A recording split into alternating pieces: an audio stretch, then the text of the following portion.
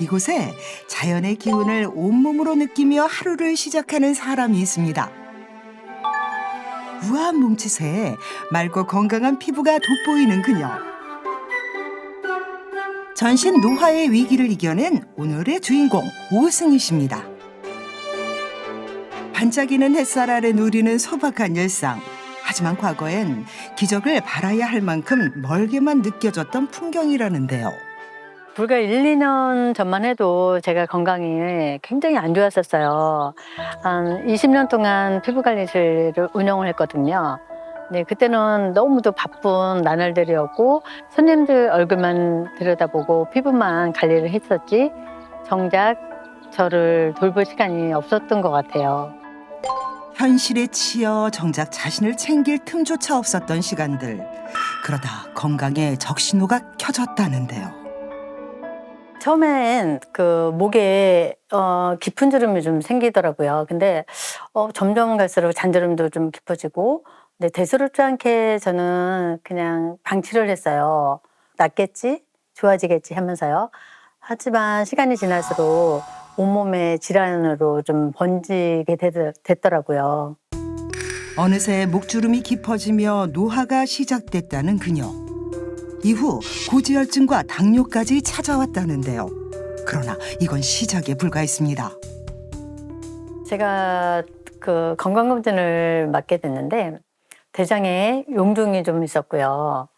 가슴에도 종양이 생겨서 제거 수술을 하게 됐어요.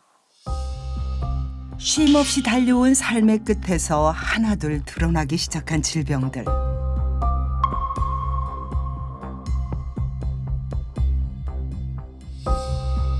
원인을 알 수 없는 피부병에 참기 힘든 통증까지 이어졌습니다. 몸이 한번 무너지니까 전체적으로 무너지게 되더라고요. 그래서 나중에는 이 목 쪽으로 그 알러지가 굉장히 좀 심하게 왔었어요. 거기다가 면역력이 떨어져서 그런지 대장포진까지 오게 되더라고요. 살갗을 파고드는 듯한 극심한 고통을 받았다는 그녀. 정말 대상포진은 겪어보지 않은 사람은 상상조차 하기 힘들 거예요. 너무 고통스러운 시간을 보냈던 것 같아요. 그래서 저는 이렇게 하다가는 몸 전체가 무너지겠다 싶어서 속부터 전체적으로 리셋을 하자라는 생각이 들고 바꿔보자라는 생각을 결심을 하게 됐었어요. 승희 씨는 그날 이후 삶의 방향을 완전히 바꾸기 시작했습니다. 건강을 회복한 그녀. 과연 전신 노화를 이겨낸 비결은 뭘까요? 첫 번째는 바로 맨발 걷기입니다. 이렇게 맨발로 걷다 보면 발바닥에 자극이 와서 그런가 혈액순환이 되는 것 같기도 하고요. 또 몸도 가벼워지고 마음도 편안해지더라고요. 맨발 걷기로 몸의 순환을 돕는다고 하네요. 집에서도 이어지는 그녀의 노력들. 바로 족욕인데요.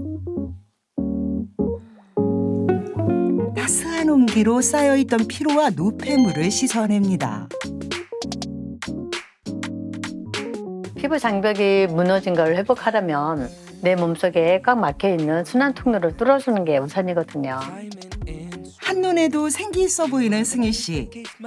세월도 비껴간 듯한 물광 피부가 눈길을 사로잡습니다. 이번엔 건강한 에너지를 채우는 시간. 바로 채소 위주의 건강 식단입니다. 한번 몸이 무너지고 난 이후부터 가장 먼저 이제 신경을 썼던 부분이 식단 문제였거든요. 그래서 체내 이제 몸 속의 염증 제거를 위해서 채소 위주로 식단을 좀 하고 있어요.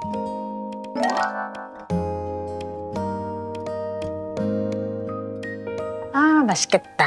네, 먹어볼까? 잘 먹겠습니다. 몸속에 들어가는 음식도 정성스럽게 준비한다는 그녀. 건강을 회복한 가장 중요한 방법 중 하나라네요. 너무 맛있게 잘 먹었다. 어우, 배불러. 잊지 않고 챙겨 먹어야지. 식사 후 놓치지 않는 또 하나의 루틴이 있다는데요.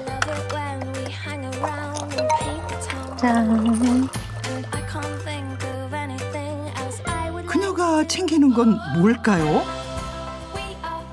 아, 이거요. 제가 식후에 늘 챙겨 먹는 초저분자 어린 콜라겐이에요. 주름과 피부 노화가 결국은 몸속에서 콜라겐이 빠져나가서 생기는 거거든요. 초저분자 어린 콜라겐은 분자량이 작아서 흡수가 잘 된다고 하더라고요.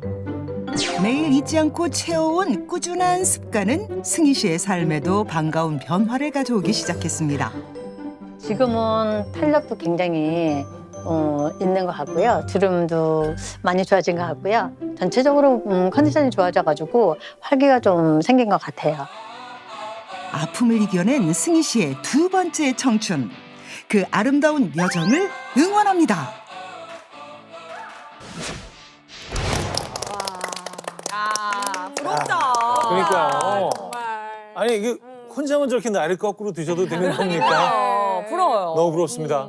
네. 아, 저도 영상을 그 어느 때보다 집중해서 봤거든요. 네. 그 중에서도 초저분자 어린 콜라겐을 챙기셨는데 이게 정확히 어떤 건지 이지수 선생님이 설명 좀 해주시죠.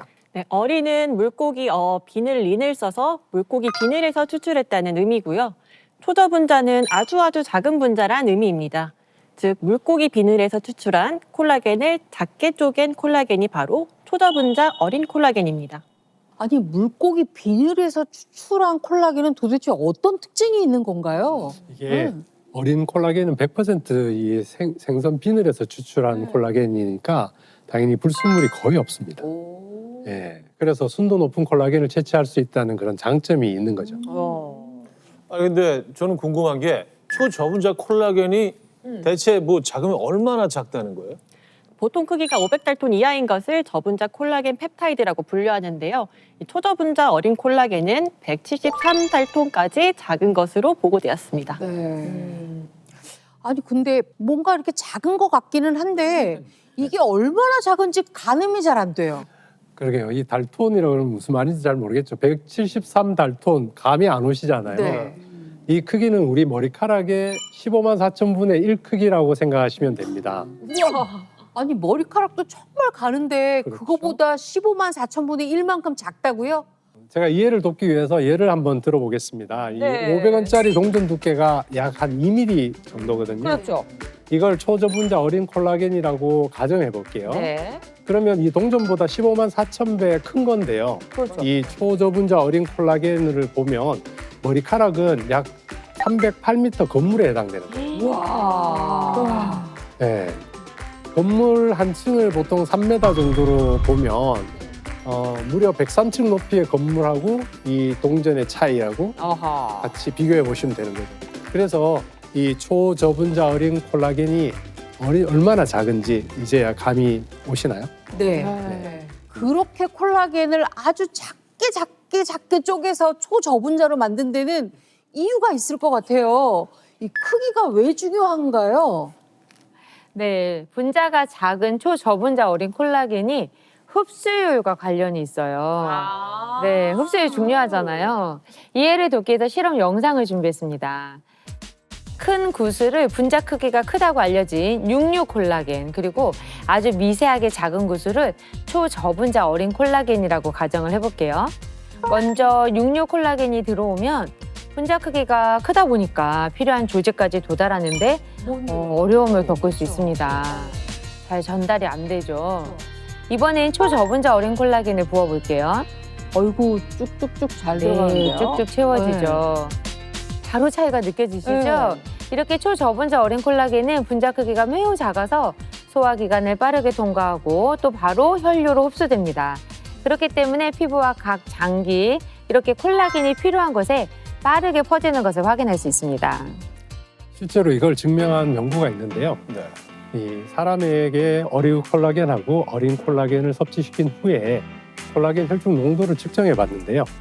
어린 콜라겐을 먹었을 때는 약 60 나노몰 퍼 밀리리터 정도였는데 이 어린 콜라겐을 먹었을 때는 약 140 나노몰 퍼 밀리리터로 더 높게 나타났습니다. 콜라겐을 섭취할 때 이 분자 크기가 정말 중요하겠네요. 그렇죠. 네, 그리고 크기만큼이나 중요한 게 있습니다. 바로 구조인데요. 이해를 돕기 위해서 이것도 실험 영상을 준비했습니다. 콜라겐이 빠진 우리 피부거든요. 그리고 크기가 작은 두 개의 콜라겐을 준비해봤습니다. 자, 보면 크기는 뭐 비슷해 보이시죠? 그러네요. 네. 그런데 하나는 피부와 구조가 유사하고 또 하나는 완전히 다른 구조입니다. 먼저 피부와 구조가 다른 콜라겐을 넣으면 어떻게 될까요? 빈 곳을 제대로 채우지 못하고 있죠. 빈 공간이 좀 있어요. 맞아요. 자, 그러면 이번에는 피부와 유사한 구조의 초저분자 어린 콜라겐을 보충해 볼게요. 어떤가요? 오, 빈틈없이 딱 들어가는데요? 그렇죠. 네, 맞습니다. 이렇게 콜라겐은 크기가 작다고 다 흡수되는 게 아니고 피부와 유사한 구조여야만 이렇게 잘 빈틈없이 딱 맞게 채울 수 있습니다.